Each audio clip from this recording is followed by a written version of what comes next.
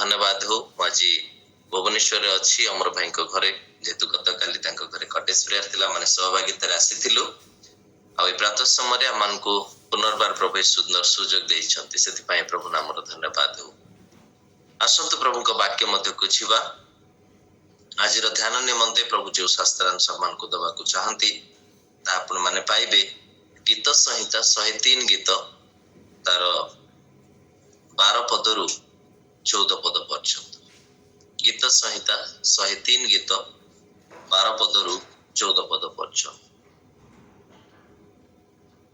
प्रभु का वाक्य पर लिखा जाए, पूर्वरु पश्चिम जेते दूर से आमान अपराध सेते दूर करियछंती। पिता अपना संतानगण प्रति जे रूप स्नेह बहई सदा प्रभु अपना भयकारी मानक प्रति से रूप स्नेह बहती, कारण से आमानकर गठन जानती। आमाने जे धूली मात्र यह से स्मरण करती। प्रभु ये पठित वाक्य रे आमानकर श्रवण रे आम समस्त को आशीर्वाद करत। प्रार्थना करिबा। मंगलमय ईश्वर तुमर धन्यवाद करूछु जेहेतु तुमे आमानकर परमेश्वर अट, वाक्यदाता ईश्वर अट। आमे आम जीवन रे जहाँ भी प्रभु दुर्बल विषय गुड़ाक अच्छी जितेबाला तुम्हें पवित्र आत्मा कथा कह से आम जीवन रे ताहा संशोधित हो जाए एवं आमे परिमार्जित हो जाऊ आ तुम वाक्य द्वारा ही आम जीवन पाऊ। आमे तुमर धन्यवाद करूछु जे प्रातः समय तुमरी वाक्य ध्यान करबा पाई प्रभु आत्मिक शरीर निमंते आहार जो आवश्यकता तुम्हें जोगे आसुच से माना सदृश से प्रकार तुमर धन्यवाद करूछु। एतबेले निजको एवं उपस्थित आम प्रत्येक को समर्पण करूछु। तुमर वाक्य प्रभु तुमर वाक्य तुमर अभिषेक रे तुम आमान को परिपूर्ण गौरव तुमको दे प्रार्थना यीशु का नाम रे मांगुछु।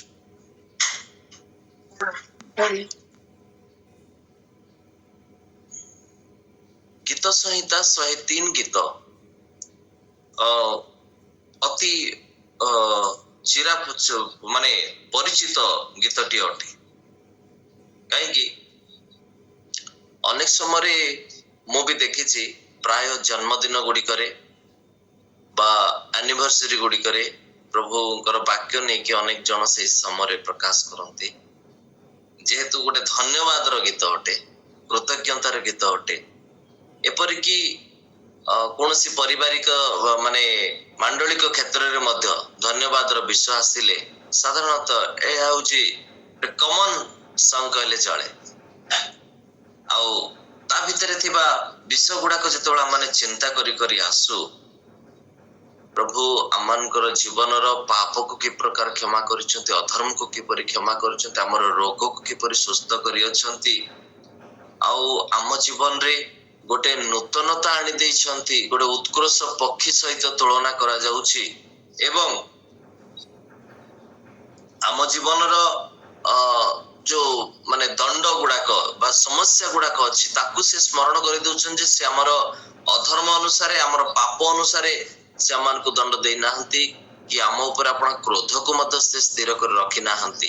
ए सब विषय गुड़ाक ता भीतर अछि, कारण सेठी गोटिए विषय हमें देखुछु 12 पदर से कहउचंती, पूर्वरु पश्चिम जेते दूर से आमानकर ठारू आमानक अपराध सेते दूर करियछंती। से आमानकर पाप को दूर करियछंती, आमानकर अपराध को दूर करियछंती। सेति पई आछि प्रभु का चरण तले बसुथवा समय आमे जानिबा आवश्यक से किए अटंती और से आमर केउ सब विषय गुड़ा को जानती।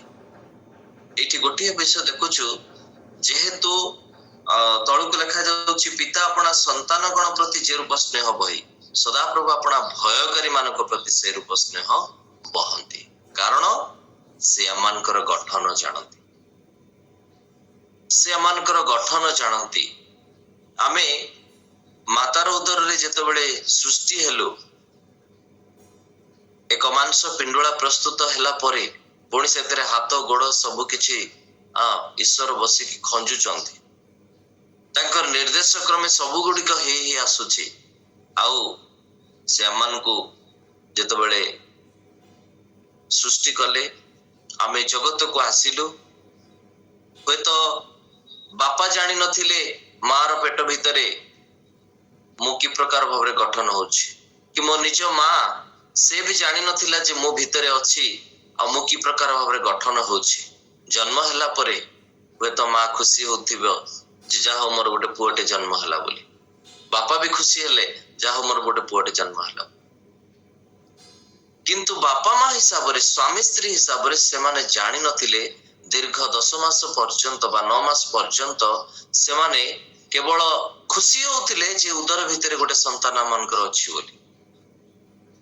ଆଉ ମୋର ହାତ ହେଇଛି କି ନାହିଁ, ମୋର ନାକ ହେଇଛି କି ନାହିଁ, ମୋର ଆଖି ହେଇଛି କି ନାହିଁ, ମୋର ଗୋଡ ହାତ ହେଇଛି କି ନାହିଁ, ସୁସ୍ଥ ଅଛି କି ନାହିଁ, କିଛି ଜାଣିନଥିଲେ। କିନ୍ତୁ ଜଗତକୁ ଆସିଲା ପରେ, କାହିଁକି ମୁଁ ମୋର ଯେତେବେଳେ ସାକ୍ଷ୍ୟକୁ ରଖେ, ମୋ ଉପରେ 2 ଭାଇ ତଳେ 2 ଭାଇ ଜନ୍ମ ହେଇକି ସେମାନେ ମରିଯାଇଛନ୍ତି।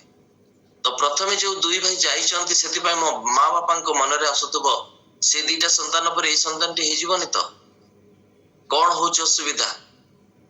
ତ ଯେତେବେଳେ ଜଗତକୁ ଆସିଲି, ଧୀରେ ଧୀରେ ବଢିଲି, ସେ ଭବିଷ୍ୟତ ମଧ୍ୟ ମୋ ବାପା ମା ଜାଣିନଥିଲେ, କିନ୍ତୁ ଈଶ୍ୱର ସବୁ ଜାଣିଛନ୍ତି।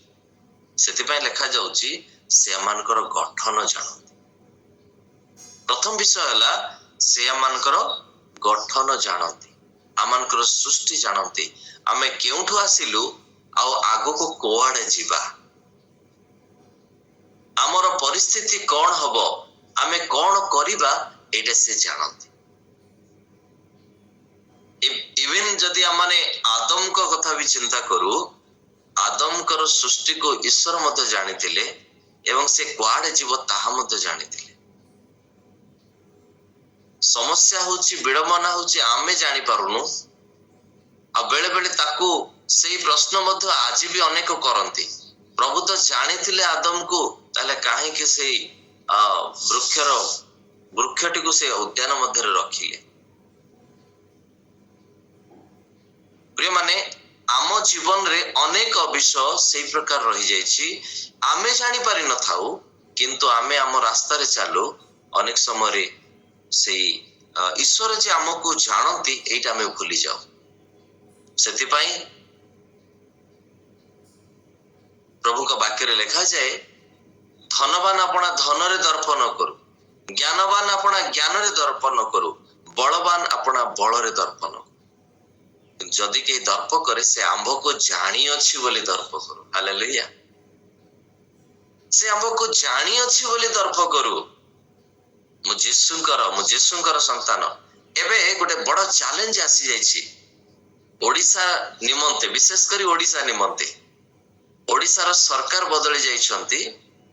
ଓଡିଶାରେ ଏପରି ଏକ ସରକାର ଛିଡା ହୋଇଛନ୍ତି ବା ଗାଦିରେ ବସିଛନ୍ତି ଯାହାଙ୍କର ବିଷୟରେ ଅନେକ ଭାଇରାଲ ଚାଲିଛି। କୋଉଠି ଥିଲେ, ବର୍ତ୍ତମାନ କଣ କି ପ୍ରକାର ଭାବରେ ସେ ଚଳେଇବେ, ତାମାନେ ତାଙ୍କୁ ଦେଖିଲା ବେଳେ ଆମ ମନରେ କେତେ ପ୍ରଶ୍ନ ଆସୁଛି। କିନ୍ତୁ ଆଜି ପ୍ରିୟମାନେ, ସକାଳ ସମୟରେ ଆମେ ବସୁଥିବା ସମୟରେ ଆମ ସମସ୍ତଙ୍କୁ ପ୍ରଭୁ ଏଇ କଥା କହିବା ପାଇଁ, ସେ ଆମର ଗଠନ ଜାଣନ୍ତି, ଆମେ କିଏ, ଆମେ କଣ ଏବଂ ଆମେ କଣ କରିବା।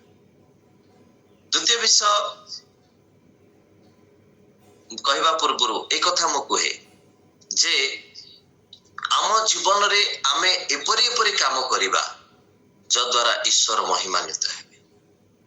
ସେଦିନ ଶିଷ୍ୟମାନେ ହୁଏତ ଭାବିନଥିଲେ ତାହା ହେଇପାରିବ ବୋଲି, କିନ୍ତୁ ଏକ ଆଶ୍ଚର୍ଯ୍ୟ ଘଟଣା ଘଟିଲା। ଗତ 2 ଦିନ ତଳେ ମୋର ଯୋଉ ସହଭାଗିତା ଦଳ ଅଛି, ଆମମାନଙ୍କର ମାନେ ମଣ୍ଡଳୀ ଅଛି, ସେଇ ମଣ୍ଡଳୀରେ ରାତ୍ରି ଉପାସନାରେ ମୁଁ ସେ ବାକ୍ୟଟି କହୁଥିବା ସମୟରେ, ଆଜି ଏଠି ବାକ୍ୟ କହୁଥିବା ସମୟରେ ସେ ବାକ୍ୟଟି ମନେ ପଡୁଛି।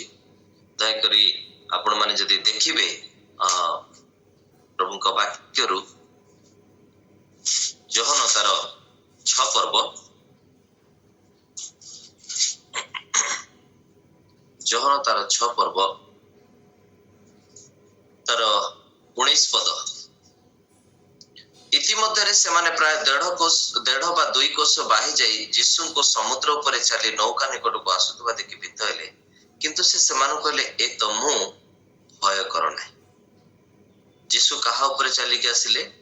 ସମୁଦ୍ର ଉପରେ ଚାଲିକି ଆସିଲେ। ଜଳ ଉପରେ ଯୀଶୁ ଚାଲିକି ଆସିଲେ ଏବଂ अन्य जगह जदि आम देखा पितर कहते प्रभु आपण जदि मु आपण पाखक जीवी और जीशु पाखक पितर चलिकी जाऊँ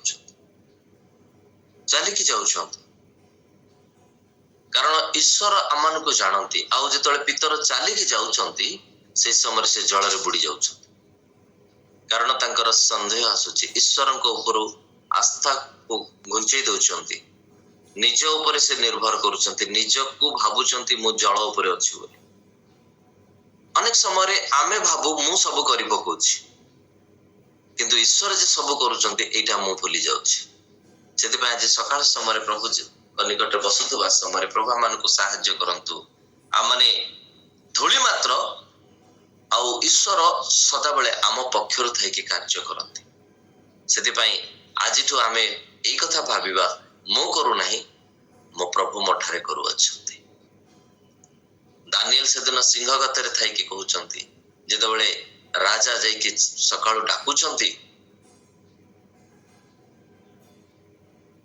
दानिएल कहउचंती गत रात्र मोर परमेश्वर सिंह मानकर मुख बंद करी अछि मु तांकर आराधना करूछि अनेक समय आम जीवन रे ईश्वर तांकर आश्चर्य कर्म को साधन करती जेतेबेले मु जानी निए जे मु करू नाही ताहा ईश्वर करूछ प्रभु नामर धन्यवाद द्वितीय विषय कहवा पई चाहे नाहुम तार एक पर्व तार 7 पद नाहुम तार एक पर्व तार 7 पद जदि आमने देखिबा सेठी लिखा जाए सदा प्रभु मंगलमय और संकट दिन रे दृढ़ दुर्ग अटंती आउ जो माने ताहांकटर निर्भर करंती से मानको से जानती हालेलुया द्वितीय विषय होछि आमर निर्भरता से जानती आमे केते तांको ऊपर डिपेंडेबल निज ऊपर ना सदा प्रभु को ऊपर आमर निर्भरता कहा ऊपर लिखा जाउछि सदा प्रभु मंगलमय संकट दिन रे दृढ़ दुर्ग अटंती किंतु आमे तांको भूली जाऊ आमे जानू से आमर संकट समय रे आमान को उद्धार करंती आमान को विपद रु उद्धार करंती किंतु आमे भूली जाऊ सेति पय आज प्रातः समय प्रभु आमान को कहया पय चाहंती तुम ऊपर निज ऊपर निर्भर करो नहीं मो ऊपर निर्भर करो ये परिश्रांत भारग्रस्त लोक समस्ते तो मो निकट को आस मु तुमको विश्राम प्रभु आज आपणकर भार को बहन करिवा पई चाहती जेतेबेले आपण तांको ऊपर निज को समर्पण करिवे निर्भर करिवे प्रभु मु पारु नाही तुमे मो पई करि दियो मो द्वारा हेई पारु नाही प्रभु तुमे करि दियो हमर निर्भरता कहा ऊपर अछि जगत ऊपर ना निज ऊपर ना मंडली ऊपर ना समाज ऊपर लोकंक ऊपर अर्थ ऊपर हम निर्भर करूछु प्रतिपत्ति ऊपर निर्भर करूछु सेति पय अनेक गर्व मध्य करंती जे मो पाखरे ए शक्ति अछि सामर्थ्य अछि निजर टैलेंट ऊपर के निर्भर करंती प्रिय माने प्रभु आज आपण को मते आज सकाळ समय एक कथा कहया पय चाहंती हमर निर्भरता से जानंती सेति पय हमें तांको ऊपर निर्भर करिबा तृतीय विषय द्वितीय तिमोथी तार 2 पर्व 19 पद द्वितीय तिमोथी तार 2 पर्व 19 पद जदि देखु सेठी एपरि लिखा जाए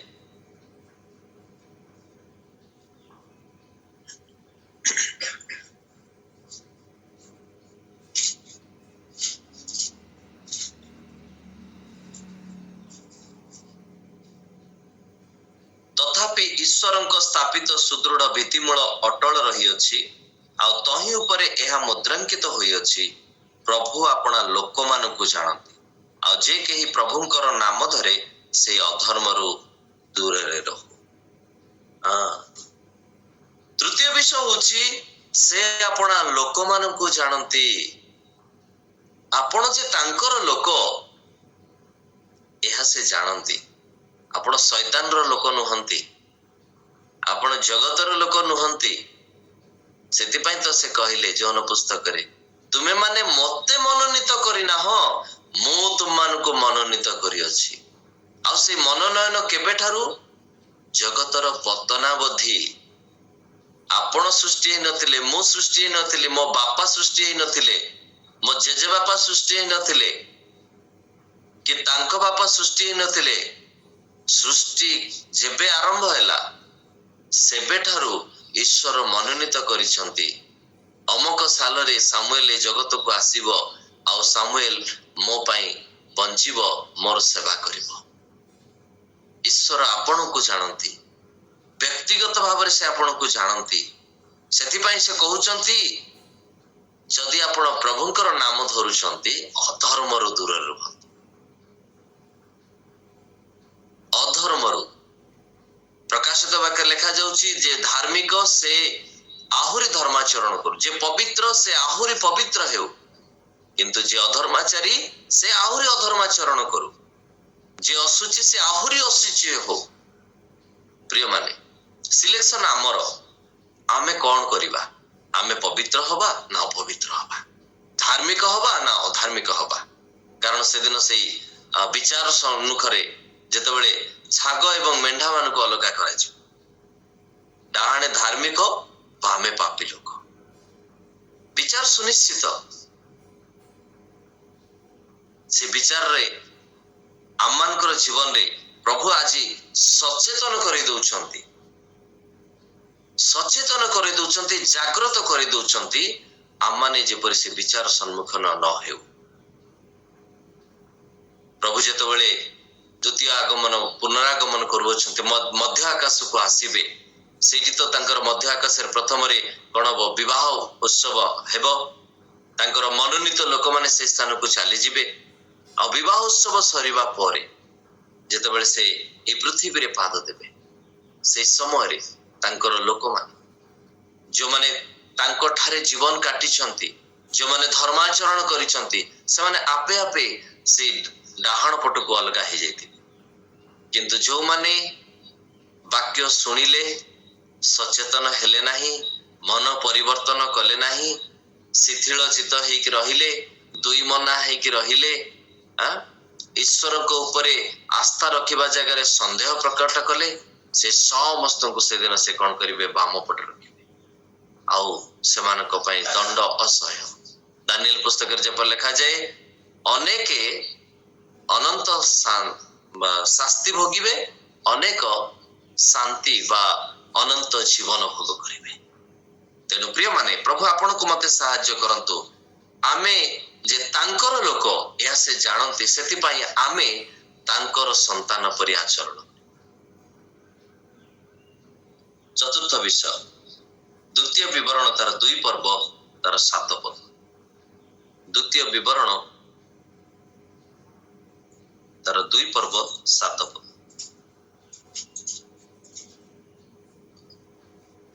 କାରଣ ସଦାପ୍ରଭୁ ତୁମ୍ଭର ପରମେଶ୍ୱର ତୁମ୍ଭ ହସ୍ତର ସମସ୍ତ କର୍ମରେ ତୁମ୍ଭକୁ ଆଶୀର୍ବାଦ କରିଅଛନ୍ତି।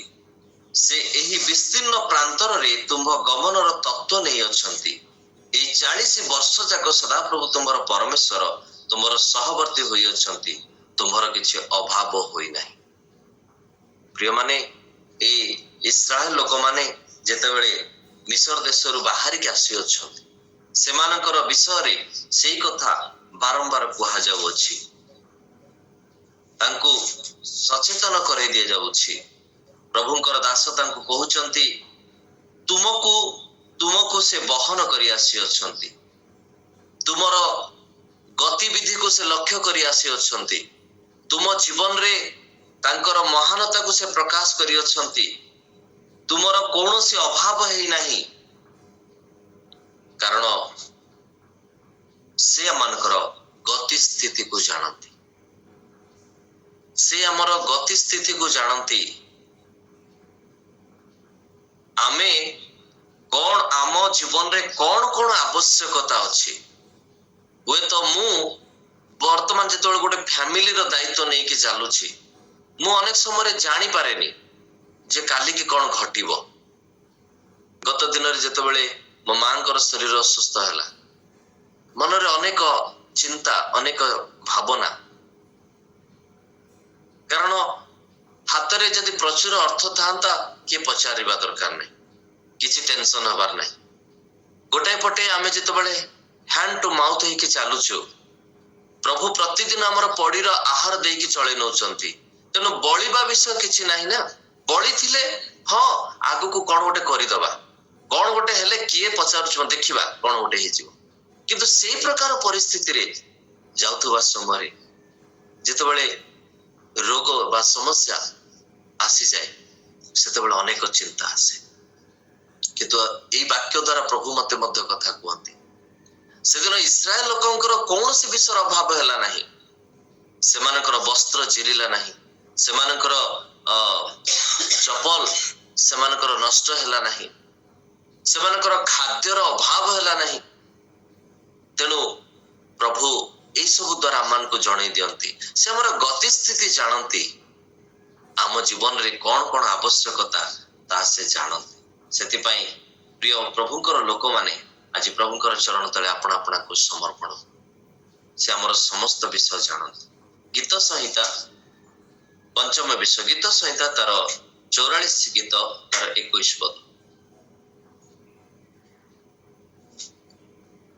ତେବେ ପରମେଶ୍ୱର କି ତାହା ଅନୁସନ୍ଧାନ କରିବେ ନାହିଁ, କାରଣ ସେ ଅନ୍ତଃକରଣର ଗୁପ୍ତ ବିଷୟ ସବୁ ଜାଣନ୍ତି। ଗୀତ ରଚକ କହୁଛନ୍ତି ସବୁ ସେ ଅନୁସନ୍ଧାନ କରନ୍ତି, ସେ ଆମମାନଙ୍କର ତତ୍ତ୍ୱ ନିଅନ୍ତି, ଆମେ କୋଉଠି ଅଛୁ କଣ କରୁଛୁ ଆମର ସବୁ ଗତିବିଧି ସେ ଜାଣନ୍ତି।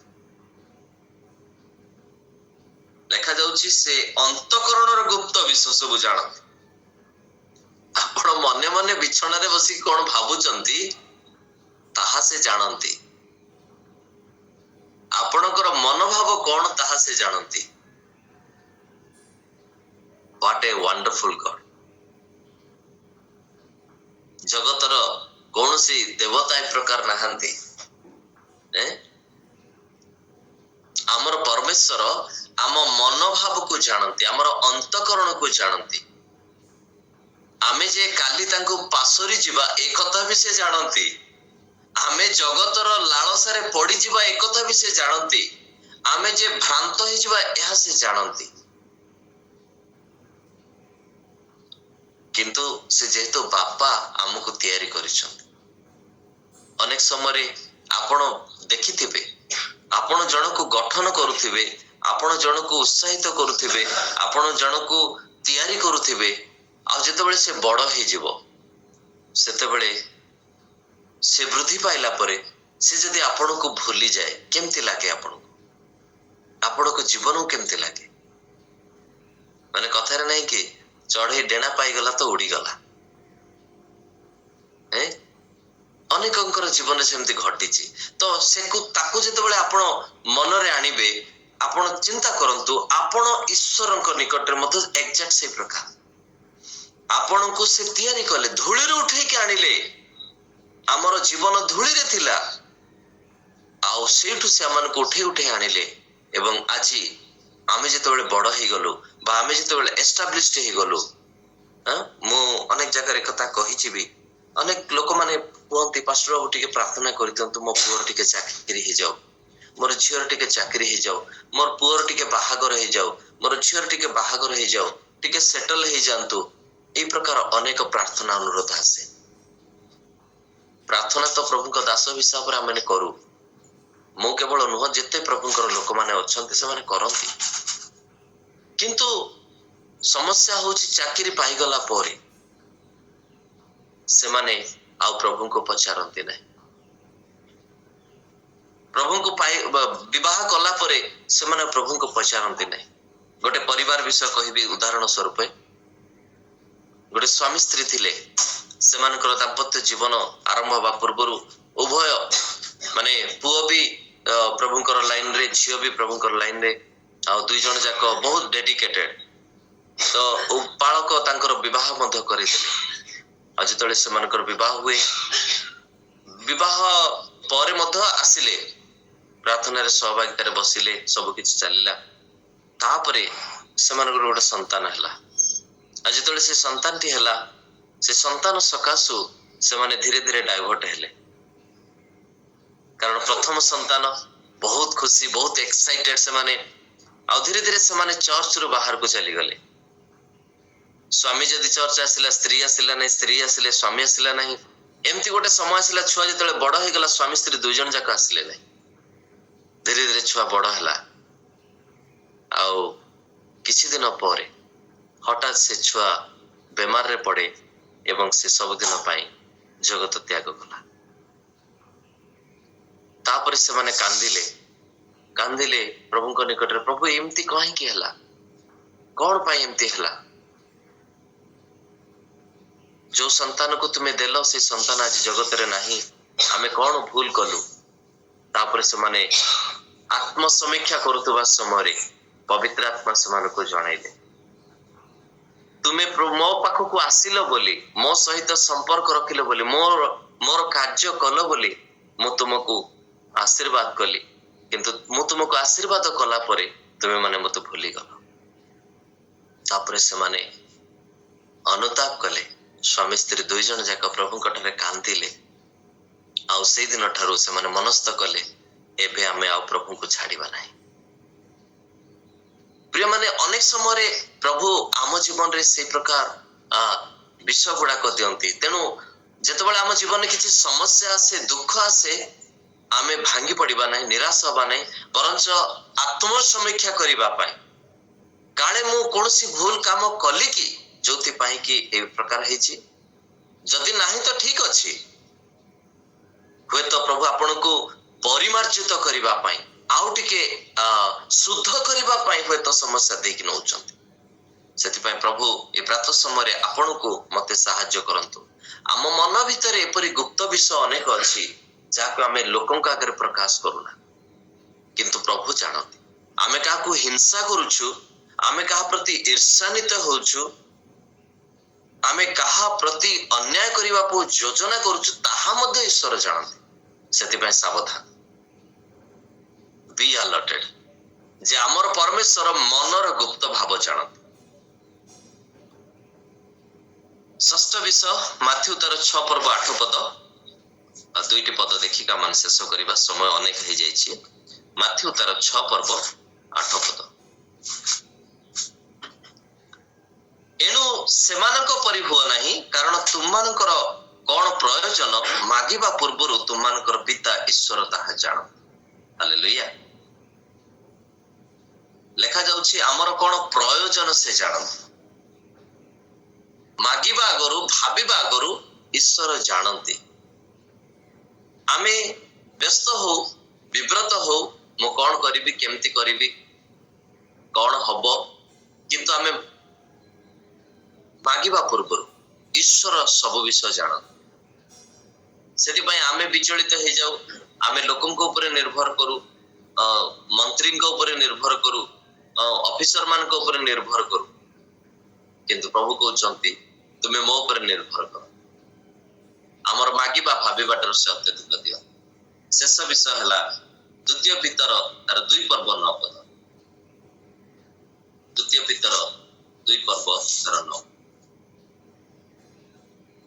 एही प्रकारे प्रभु धर्मपरायण माननकु परीक्षा रक्षा करिबाकू पुणी अधार्मिक माननकु विशेषतः जो माने शरीरर कुत्सित कामाभिलाष रे चालित होई प्रभुत्व अवज्ञा करंती सेमानकु विचार दिन निमंते दंडर अधीन रक्षा जान। लेखा जाउछि प्रभु धर्मपरायण माननकु परीक्षा रक्षा करियाकू जान, आपनकु एवं मते मंदरु रक्षा करिवा पई से सचेतन अटन, से जानती। सेति पई आमे प्रभुଙ୍କ हस्ତରେ समर्पित होबा, आमे प्रभुଙ୍କ ठारे निर्भर करके जीवन काटिबा, ताहाले परीक्षा रे पड़िबा। आमे प्रार्थना करूछु जे परि परीक्षा रे न पड़े। प्रभु आमान को कहउछथि जागी रही प्रार्थना करिबा जे परि मु परीक्षा रे न।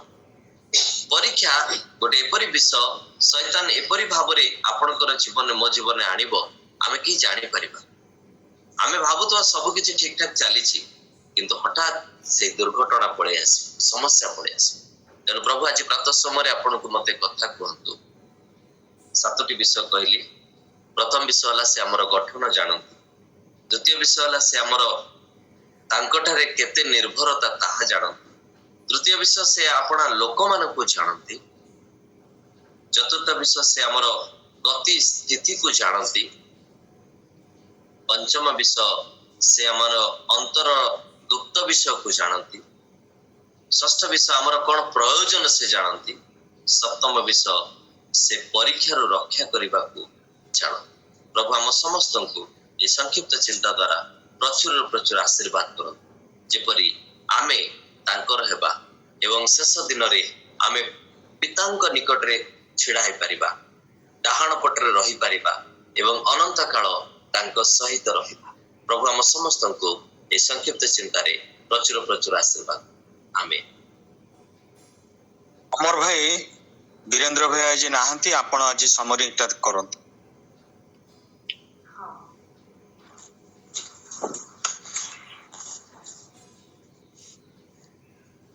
ମାନେ ଧନ୍ୟବାଦ ଦିଏ ପ୍ରଭୁ ଯୀଶୁ ଆମମାନଙ୍କୁ ଏଇ ସୁନ୍ଦର ସୁଯୋଗ ଦେଲେ, ଏଇ ସୁନ୍ଦର ସକାଳରେ ଆମମାନେ ଏକାଠି ହେଲେ, ଶୁଣିଲେ, ପୁଣି ଭାଇଙ୍କ ମୁଖ ଦେଇ ଆଜି କଥା କହିଲେ।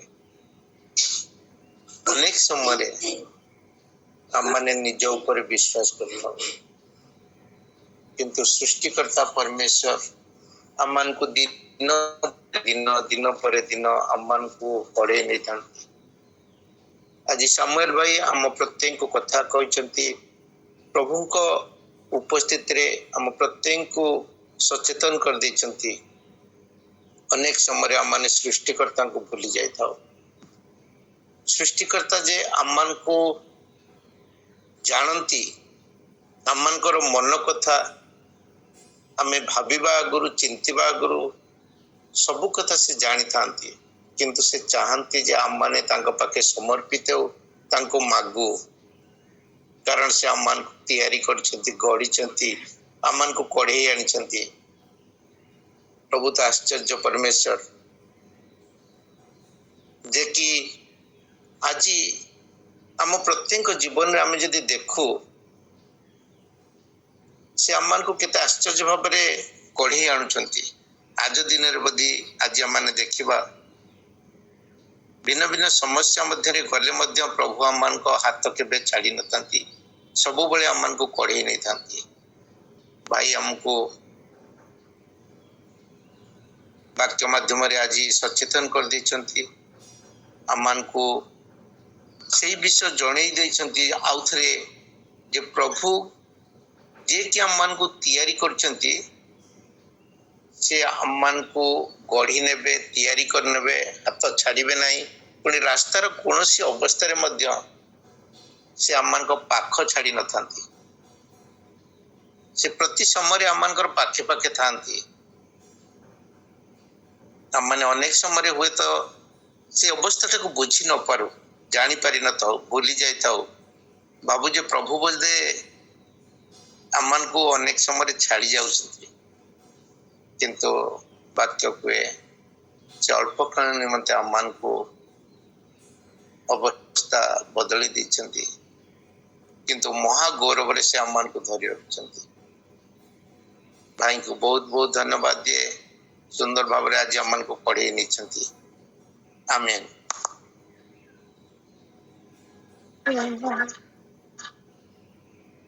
ଆମେନ୍ ଆମେନ୍ ଆମେନ୍। ପ୍ରଭୁଙ୍କୁ ଧନ୍ୟବାଦ ଦେବା ଆଉ ସୁନ୍ଦର ବାକ୍ୟ ନିମନ୍ତେ ଭରସା ଯୋଉ ସେଠି ଆମମାନେ ଆଜି ଶିଖିଲୁ ବା ଶୁଣିଲୁ ଅନେକ ବିଷୟ, ଆମେ ତାହା ସବୁଦିନ ପଢୁ, ଏତେ ଗଭୀରତାର ସହ ଭାଇ ଆମମାନଙ୍କୁ ବୁଝେଇଅଛନ୍ତି।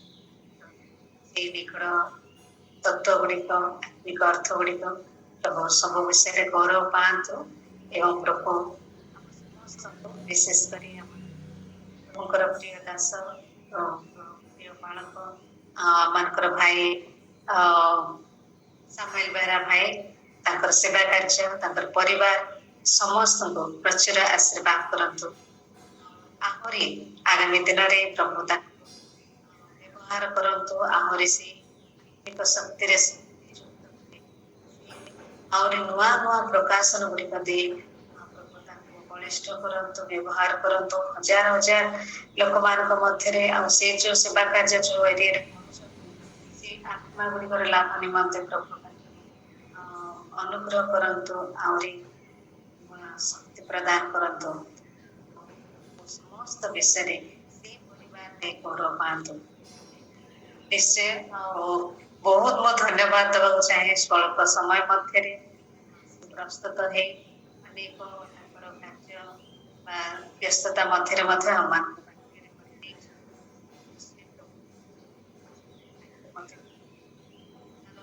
ପୁରସ୍କାର ସେ ଶେଷ ଦିନରେ ପ୍ରଦାନ କରନ୍ତୁ।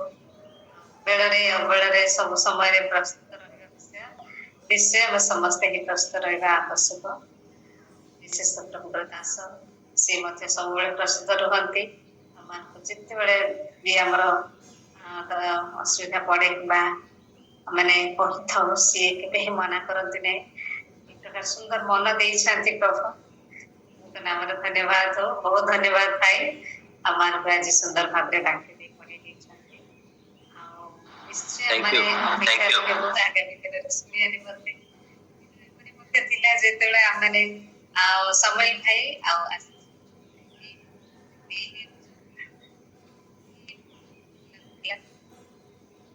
ବହୁତ ଗୁଡ଼ାଏ ତାହା ମଧ୍ୟ ପ୍ରଭୁଙ୍କ ବିଷୟରେ ଉତ୍ତମ ଅଟେ। ପ୍ରଭୁ ସମସ୍ତ ବିଷୟରେ ଗୌରବ ପାଆନ୍ତୁ, ଆମ ସମସ୍ତଙ୍କୁ ବର୍ତ୍ତମାନ ଆମମାନଙ୍କ ସମୟ ଆମମାନେ ସମସ୍ତେ ବାକ୍ୟ ନିମନ୍ତେ ପ୍ରାର୍ଥନା କରିବା ପାଇଁ ବାକ୍ୟ ପାଇଁ ପ୍ରାର୍ଥନା କରିବେ। ଆମ ମଧ୍ୟରେ ଅଛନ୍ତି ଭାଇ ଅଭିଳାଷ ପ୍ରଧାନ, ସେ ପ୍ରାର୍ଥନାରେ ପଢ଼ିବେ। ସମସ୍ତଙ୍କୁ ପ୍ରେଜ୍ ଦ ଲର୍ଡ।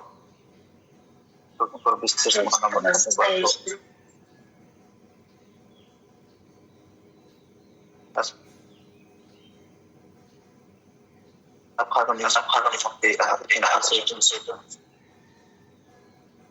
ସ୍ମରଣ କରି ନ ନେଇ ସେ ସମସ୍ତ ବିଷୟ ନେଇ ସମର୍ପଣ କରୁଛୁ। ଧନ୍ୟବାଦ ଧନ୍ୟବାଦ ଧନ୍ୟବାଦ ମହାମୟ ମଙ୍ଗଳମୟ ପରାକ୍ରମ ପରମେଶ୍ୱର। ହାଲେଲୁୟା।